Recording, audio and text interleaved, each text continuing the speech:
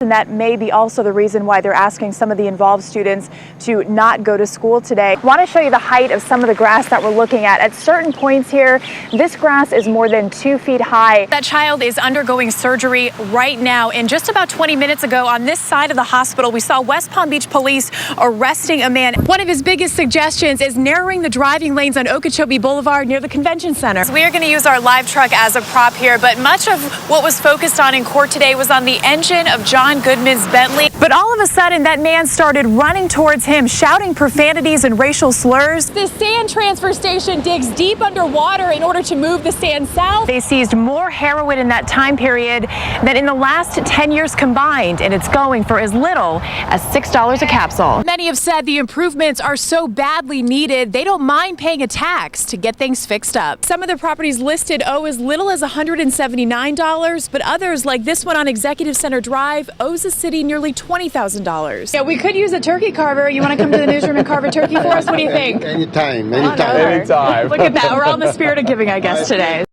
This morning, an arrest in a recent shooting death of a Riviera Beach man. Covering the Treasure Coast this morning, authorities say a 77-year-old man in a wheelchair doused his home in gasoline and set it on fire. And that is not all. When firefighters arrived, they evacuated the neighborhood after being told there was dynamite inside that home. Yeah, no doubt will probably make a very big difference for a lot of kids and those parents. Certainly. All right, Thomas, thank you. Hundreds of students at the University of Central Florida will not be moving into their dorm rooms today.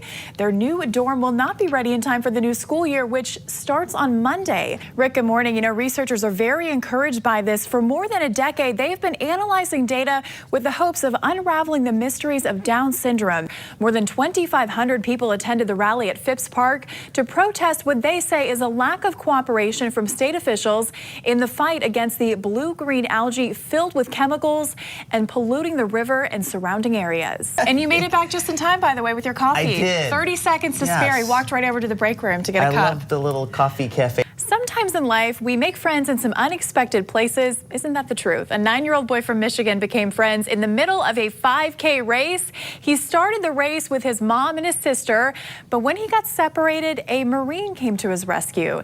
Vanessa Faze has their story.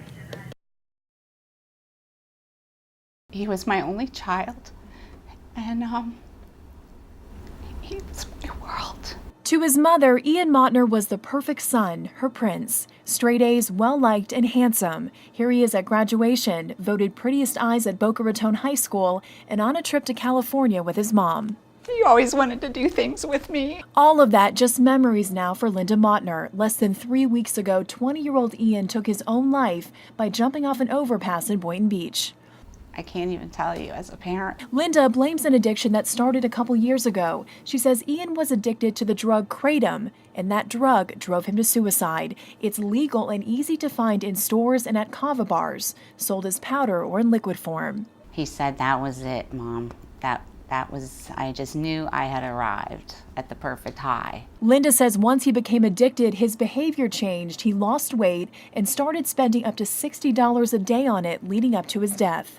I know he would not have done that if it hadn't been for being jacked up on this drug. Devin Fox is a clinical outreach coordinator. It's just like bath salts, you know, and it's just a matter of time before somebody else does a swan dive off of 95 and dies. Linda is now on a crusade with lawmakers to make the drug illegal. I want to see this drug banned throughout the U.S. Hoping no other parent will go through what she did.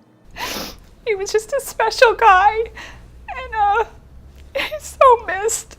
I loved him so much. Copper, come. Kingston. It's the usual scene outside Jen White's West Palm Beach home. Good boy. Copper and Kingston, her family's 2 pit bulls, having fun with the kids.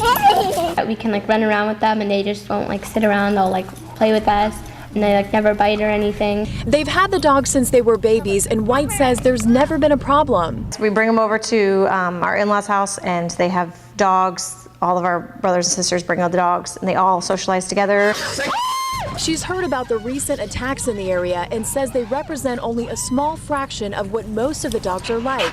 Chris Johnson is also a pit bull owner. It's not the pit bull, it's more of the owner. It's how it's raised. Animal care and control officials say other dogs bite more often, but pit bulls get all the attention. There are far more loving, companion pit bulls that are not biting anybody than there are the ones that you see on the news that get into some high-profile situations. White agrees and added this. If we could get them in volunteering more in children's hospitals and nursing homes as therapy dogs, that would really help the stereotype.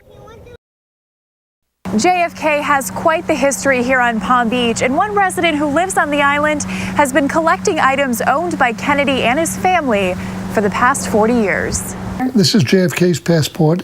This is JFK's wallet that he used all the way through his presidency. There are collector's items, and then there are these. Incredible memorabilia owned by John F. Kennedy himself now sits in Don Carter's Palm Beach home. When I was 23 years old, there was an auction in New York City, and I picked up one of the pieces at the auction with the very first money I earned in my new business.